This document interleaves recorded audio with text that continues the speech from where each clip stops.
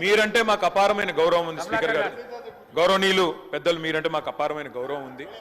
మిమ్మల్ని మేము దయచేసి కోరేది, సభ బిజినెస్ను దయచేసి నడిపే క్రమంలో గౌరవ మంత్రులు మేమేదైనా తప్పు మాట్లాడినా, మేమేదైనా మాట్లాడకూడని మాట మాట్లాడినా, తప్పు మాట్లాడినా సవరించే అధికారం వారికి ఉంది. వారు ఇంటర్వ్యూని కావచ్చు, కరెక్షన్ చేయవచ్చు.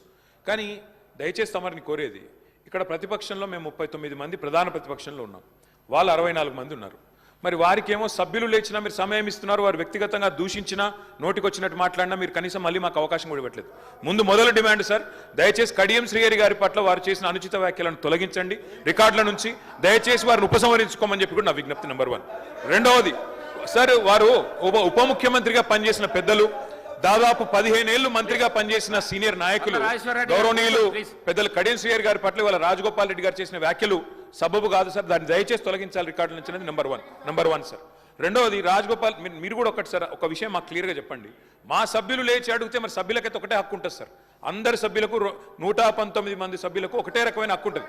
మా సభ్యులు అడిగితేనేమో మైకు రావడం లేదు, మరి వాళ్ళ అవతల వైపు ట్రెజరీ బెంచెస్ నుంచి సభ్యులు అడిగినా మైక్ ఇస్తున్నారు, ఎప్పుడు అడిగినా మైక్ ఇస్తున్నారు, వాళ్ళని మాట్లాడమని మీరే మరి మోటివేట్ చేస్తున్నారు. దయచేసి నా విజ్ఞప్తి మీతోని, అందరు సభ్యులను ఒకటే ఘాటను ఒకటే పద్ధతిలో చూడాలి తప్ప ఈ రకంగా చూడడం ఇది భావ్యం కాదు కదా సార్. మీరు కూడా దయచేసి ఈ విషయంలో పునరాలోచించాలని విజ్ఞప్తి. ముందు రాజగోపాల్ రెడ్డి గారు మాట్లాడిన మాటలను దయచేసి మరి రికార్డుల నుంచి తొలగించాలని మిమ్మల్ని కోరుతా ఉన్న అధ్యక్ష. వారు కూడా ఉపసంహరించుకుంటే వారి గౌరవం దక్కుతుంది. అట్లా మాట్లాడడం ఒక సీనియర్ దళిత నాయకుడి పట్ల, ఒక సీనియర్ దళిత మంత్రి పట్ల, గతంలో 15 ఏళ్లు మంత్రిగా పనిచేసిన పెద్దల పట్ల ఆ రకంగా మాట్లాడడం వారికి మంచిది కాదు. ఉపసంహరించుకోమనండి, లేదా మీరైనా రికార్డుల నుంచి తొలగించాలనేది డిమాండ్. రెండవ మాట అధ్యక్ష, ఇందాక నాకు మీరు మైక్ ఇవ్వలేదు, ఇప్పుడు ఇచ్చినారు అనుకుంటున్నాను. దానికోసమే ఇందాక పొన్నం ప్రభాకర్ గారు మాట్లాడినప్పుడు నేను వారంటే నాకు గౌరవం ఉంది అధ్యక్ష. పొన్నం ప్రభాకర్ గారు నేను 2009 నుంచి కలిసి పనిచేసిన సహచరులు. ఆనాడు వారు ఎంపీగా, నేను ఎమ్మెల్యేగా మొదటిసారి గెలిచినాం, అప్పటి నుంచి కలిసి పనిచేసినాం. కానీ సత్యదూరమైన మాటలు చెప్తుంటే, వాస్తవానికి విరుద్ధమైన మాటలు చెప్తుంటే బాధతో తప్పకుండా అన్నాం అధ్యక్ష. కానీ వారు కూడా గౌరవ మంత్రి వారు, ఈరోజు గౌరవ మంత్రి గారు తప్పకుండా ఆలోచించాలి, మాట్లాడేటప్పుడు ఒకటికి 2 సార్లు ఆలోచించాలి. ఇవాళ వారి నియోజకవర్గంలో హుస్నాబాద్లో గౌరవెల్లి అనే రిజర్వాయర్ పూర్తయి ట్రయల్ రన్ అయిన మాట వాస్తవం కాదా అధ్యక్ష? ఇవాళ హుస్నాబాద్లో ప్రజలకు తెలియదా? వేములవాడ నియోజకవర్గంలో మలకపేట రిజర్వాయర్ మొత్తం పూర్తయి అందులో 1 టీఎంసీ నీళ్లున్న మాట వాస్తవం కాదా అధ్యక్ష? ఇవాళ కాళేశ్వరం గురించి మాట్లాడి అదేమి జరగనట్టు నేను మేడిగడ్డకు పోయి వచ్చి మా మీద బురద జల్లే ప్రయత్నం ఏదైతే చేస్తున్నారో అధ్యక్ష, నేను గౌరవ సభ్యులకు తమరి ద్వారా తెలియజేసేది అధ్యక్ష ఒకటే ఒక్క మాట అధ్యక్ష. కాళేశ్వరం అనేది ఒక బరాజ్ కాదు అధ్యక్ష. కాళేశ్వరం అంటే 3 బరాజులు, 15 రిజర్వాయర్లు, 21 పంప్ హౌజులు, 19 సబ్ స్టేషన్లు, 203 కిలోమీటర్ల టన్నల్స్, 1531 కిలోమీటర్ల గ్రావిటీ కాలువలు, 141 టీఎంసీల స్టోరేజ్ కెపాసిటీ, అదేవిధంగా 240 టీఎంసీల యూటిలైజేషన్. శ్రీహరి గారు ఏమన్నారు అధ్యక్ష? శ్రీహరి గారు ఒకటే మాట అన్నారు, స్టెబిలైజేషన్ కూడా తీసుకోవాలి ఒక ప్రాజెక్టులో. కొత్తగా 97,000 కూడా నీళ్ళు ఇయ్యలేదని మాట్లాడితే స్థిరీకరించబడ్డ ఆయకట్టు ఎంత అని అధికారిని అడుగుతుంటే ముఖ్యమంత్రి గారు మాట్లాడనీయలేదన్నారు. గొప్ప ఉదాహరణ నా నియోజకవర్గం అధ్యక్ష. మా దగ్గర అప్పర్ మానేర్ అనే ప్రాజెక్టు నిజాం టైంలో కట్టినారు అధ్యక్ష, 45లో కట్టినారు. ఆ అప్పర్ మానేర్ అనే ప్రాజెక్టు కోసం ఆనాడు రాజశేఖర రెడ్డి గారి ఆనాడు ప్రభుత్వం ఉన్నప్పుడు కూడా పాదయాత్రలు జరిగినాయి. దాన్ని ఎప్పటికప్పుడు స్థిరీకరించాలని నింపాలనే ప్రయత్నాలు జరిగినాయి. కానీ ఎప్పుడు నింపబడ్డది అధ్యక్ష? మొత్తానికి మల్లన్న సాగర్ కట్టిన తర్వాత మల్లన్న సాగర్ నుంచి వచ్చే కాలువ ద్వారా ఎప్పుడైతే కూడవెల్లిలోకి నీళ్ళు వచ్చినాయో, కూడవెల్లి వాగులోకి ఈరోజు ఏప్రిల్లో ఎర్రటి ఎండల్లో కూడా మా మిడ్ మానేరు, మా అప్పర్ మానేరు ఎండుతున్న మాట వాస్తవమా కాదా? మా కరీంనగర్ జిల్లా శాసనసభ్యులు వారికి తెలుసు అధ్యక్ష, శ్రీధర్ బాబు గారికి, పొన్నం ప్రభాకర్ గారికి. అందుకే ఆ బాధతోనే మేము చెప్పింది, గౌరవెల్లి అయినా, మలక్పేట్ రిజర్వాయర్ అయినా, అదేవిధంగా మా అప్పర్ మానేర్ అయినా, స్థిరీకరించబడ్డ సింగూర్ అయినా, స్థిరీకరించబడ్డ నిజాం సాగర్ అయినా, ఎస్ఆర్ఎస్పి పునరుజ్జీవమైనా, ఇవన్నీ కూడా కాళేశ్వరం ద్వారా జరిగిన మాట వాస్తవం అధ్యక్ష. అందుకే గౌరవ మంత్రి గారిని, ప్రభాకర్ గారంటే నాకు గౌరవం, ఎందుకంటే ఉద్యమ సహచరుడు. ఆనాడు పార్లమెంట్లో వీరోచితంగా పోరాడింది కాబట్టి మా నాయకుడు కేసీఆర్ గారు కూడా కరీంనగర్లో, ఇక్కడ అక్కడ కాదు అధ్యక్ష, కరీంనగర్కి వచ్చే బహిరంగ సభలోనే వారిని అభినందించారు. కాబట్టి మాకు అట్లాంటి మంత్రి గారిని అగౌరవపరిచే కుసంస్కారం లేదు. కానీ మంత్రి గారు కూడా వాస్తవాలు చెప్పాలి అధ్యక్ష. గౌరవెల్లి పూర్తయిన మాట వాస్తవం, ఎన్జిటి స్టే ఉన్న మాట వాస్తవం, మలక్పేట పూర్తయిన మాట వాస్తవం, ట్రయల్స్ జరిగిన మాట వాస్తవం. కాళేశ్వరంలో, ఇంత పెద్ద కాళేశ్వరంలో 3 బరాజులు, అదేవిధంగా 15 రిజర్వాయర్లు ఉండే కాళేశ్వరంలో ఒక్క బరాజులో 3-4 పిల్లర్లకు ఇబ్బంది జరిగితే దాన్ని రిపేర్ చేయండి. ఇప్పుడే మా గౌరవ పెద్దలు కడియం శ్రీహరి గారు డిమాండ్ చేసినారు, దాన్ని రిపేర్ చేయండి. రైతుల మీద కోపం పెంచుకోకండి. కేసీఆర్ గారి మీద కోపం ఉంటే రాజకీయంగా ప్రయోజనం కావాలనుకుంటే ప్రయత్నం చేయండి, కానీ ఆ ప్రాంత రైతాంగం పట్ల కక్ష కట్టవద్దు. నింపండి, మేడిగడ్డ నింపండి, కాళేశ్వరంలో పంపింగ్ స్టార్ట్ చేయండి. వాళ్ళ 5,000 క్యూసెక్ల నీళ్లు కిందికి పోతున్నాయి. ఇది రాజగోపాల్ రెడ్డి గారు. అధ్యక్ష, ఇప్పుడు నేను ఏమంటున్నా, అంత గొప్ప మనసున్న మనిషి కదా కేటీఆర్ గారు, అంత గొప్ప మనసున్న మనిషి. రాజగోపాల్ రెడ్డి గారు ఒక్క నిమిషం గౌరవ ముఖ్యమంత్రి గారు. స్పీకర్ సార్, గత 3 రోజుల నుంచి లీడర్ ఆఫ్ ది హౌస్ కూర్చోండి ప్లీజ్. శాసనసభలో తమరి అనుమతితో కృష్ణానది జలాల మీద కావచ్చు, గోదావరి నది మీద నిర్మించిన కాళేశ్వరం ప్రాజెక్టుకు సంబంధించి మేడిగడ్డ కావచ్చు, అన్నారం కావచ్చు, సుందిళ్ళ కావచ్చు, లేకపోతే పంప్ హౌజుల విషయంలో కావచ్చు, చాలా విషయాలలో మనం చర్చించుకుందాం. చూసి వచ్చి ఈ సభలో వాస్తవాల ప్రాతిపదికన చర్చ జరపాలి అని తమరి అనుమతితోటి మనం నిర్ణయం తీసుకున్నాం.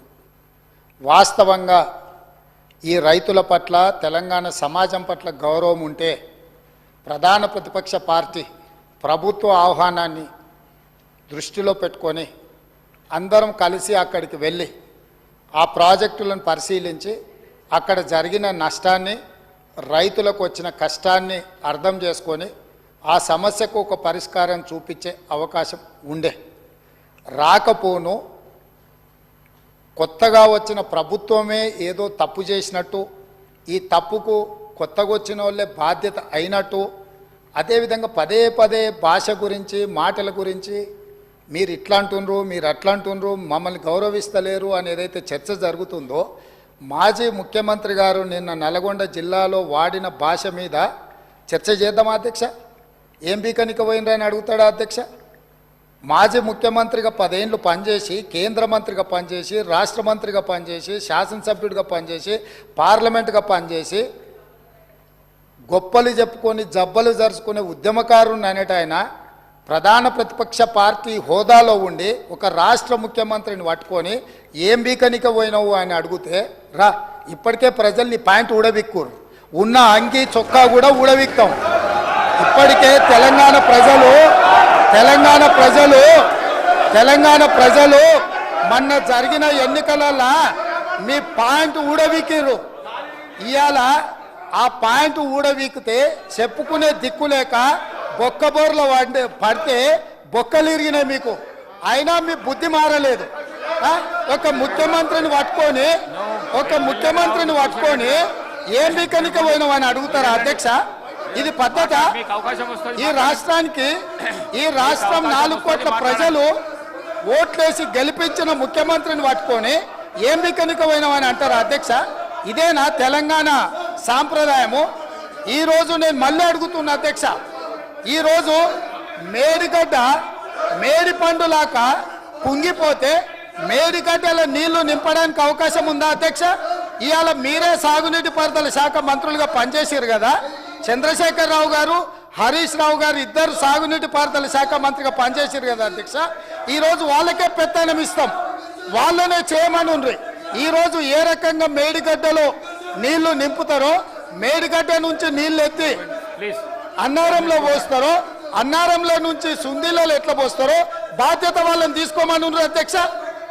మొత్తం కుంగిపోయి కుప్ప కూలిపోతుంటే ఈరోజు అక్కడ నీళ్లు నింపడానికి ఏమాత్రం అవకాశం లేక పూర్తిగా ప్రాజెక్టు దెబ్బతిని ఖర్చు పెట్టిన 94,000 కోట్ల రూపాయలు వృధా అయిపోయి ఈరోజు మొత్తం ప్రాజెక్టే దెబ్బతిన్న పరిస్థితుల్లో ఈరోజు ప్రజల దగ్గరికి వెళ్ళి సమాధానం చెప్పుకోలేక శాసనసభకు రావాల్సిన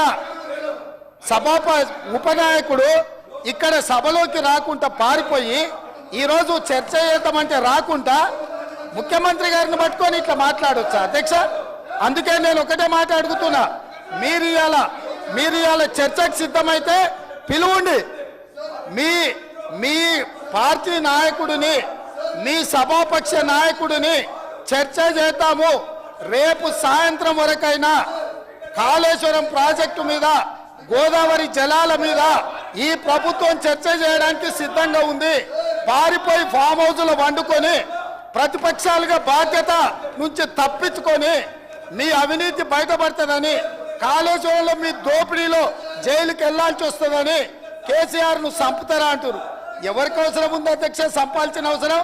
సచిన పావును ఎవడైనా చంపుతారా అధ్యక్ష? మొన్నటి ఎన్నికలలో ప్రజలు ఆ పావును చేత్తో కాదు కట్టెతో కొట్టిరు అధ్యక్ష. ఆ పాము ఆల్రెడీ సచ్చింది. సచిన పావును చంపాల్సిన అవసరం మాకే ఉంది అధ్యక్ష. మీ స్థానాలలో పోయి ఈ రోజు సానుభూతి కోసము ఇళ్లకు రావద్దు. వీల్ చైర్ మీ నాటకాలు, స్థానాలలో కూర్చోండి. వీధి నాటకాలు మీ ఏంటి స్థానాలలో అధ్యక్ష ఇది? కూర్చోండి. ఈ రోజు మీకు అవకాశం వచ్చినప్పుడు ఈ మాట్లాడండి. సభలో ప్లీజ్ చర్చ చేయడానికి ప్రభుత్వం సిద్ధంగా ఉంది. ప్లీజ్ నిజాయితీ ఉంటే, మీరు అవినీతికి పాల్పడకపోతే, మీరు చెప్పినట్టు మేడిగడ్డలో 2, 3 పిల్లర్లు కుంగిపోతే దాని మీద తీసుకోవాల్సిన నిర్ణయాల మీద మాజీ ముఖ్యమంత్రి గారు చంద్రశేఖరరావు గారిని సభలోకి రమ్మనుండ్రి. చర్చ చేయడానికి ప్రభుత్వం సిద్ధంగా ఉంది. పారిపోయి అక్కడెక్కడో పోయి ఆడేదో ప్రగల్భాలేంది అధ్యక్ష? రమ్మనుండ్రి సభకు. వాస్తవాల మీద చర్చ చేస్తాం, మొత్తం ఇక్కడ పెడతాం. ఇవాళ ఆయన తప్పించుకుంటాడు, ఈయన వచ్చి ఈడ కొత్త మాటలు చెప్తాడు ఈడ. కాబట్టి అధ్యక్ష, దీని మీద ఇప్పుడు జరుగుతున్న చర్చ దేని మీద జరుగుతుందో ఆ విషయం మీద చర్చించమని ఉంది. ఎట్లాగూ సాగునీటి ప్రాజెక్టుల మీద శ్వేతపత్రం పెట్టడానికి మా ప్రభుత్వం సిద్ధంగా ఉంది. మీరు ఏమేమి విషయాలు ఉన్నాయో, ఏమేమి చర్చ చేయదలుచుకుందో మొత్తానికి మొత్తం శ్వేతపత్రం సందర్భంగా చర్చ చేద్దాం. లేదు కాళేశ్వరం మీద మీరు చర్చ అంటారా? దానికోసం ప్రత్యేకంగా తమ సమయం కేటాయించండి. కాళేశ్వరం మీద చర్చ చేయడానికి మేము సిద్ధంగా ఉన్నాం అధ్యక్ష.